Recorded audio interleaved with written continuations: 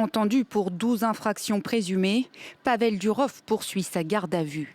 Le patron du géant Telegram, aux plus de 900 millions d'utilisateurs, doit répondre à des accusations pour des faits relevant de la criminalité organisée. Fraude, trafic de drogue, cyberintimidation, apologie du terrorisme. Autant d'éléments qui ne sont pas reprochés personnellement au milliardaire franco-russe, mais pour lesquels les autorités lui reprochent de ne pas avoir mis en place les mesures nécessaires pour les éradiquer de sa plateforme. Cette non-censure du contenu, tout comme le refus de transmettre les données personnelles des utilisateurs, deux particularités qui ont fait la force de la messagerie, qui sont aujourd'hui au cœur de l'affaire. Certains, comme Edward Snowden, dénoncent une atteinte à la liberté et d'autres, comme Elon Musk, répandent le hashtag FreePavel. Pour le président français, cette affaire n'a pas de motivation politique. Dans un état de droit, sur les réseaux sociaux comme dans la vie réelle, les libertés sont exercées dans un cadre établi par la loi pour protéger les citoyens et respecter leurs droits fondamentaux.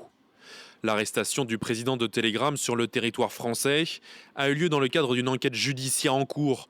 Ce n'est en rien une décision politique, il revient au juge de statuer. Très médiatisée en Russie, l'histoire fait réagir ces moscovites venus déposer des messages de soutien devant l'ambassade de France à Moscou. Je pense que ce sont des signes avant-coureurs que même dans l'Europe de la liberté, il y a une interdiction stricte de tout. De leur côté, les autorités russes préfèrent jouer la prudence en affirmant manquer d'éléments sur l'affaire. Nous ne savons pas encore de quoi Durov est accusé. Nous n'avons entendu aucune déclaration officielle à ce sujet.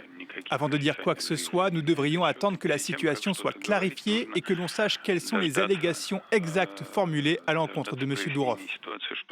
La garde à vue de Pavel Durov peut durer jusqu'à 96 heures et pourrait donc se prolonger jusqu'à mercredi prochain.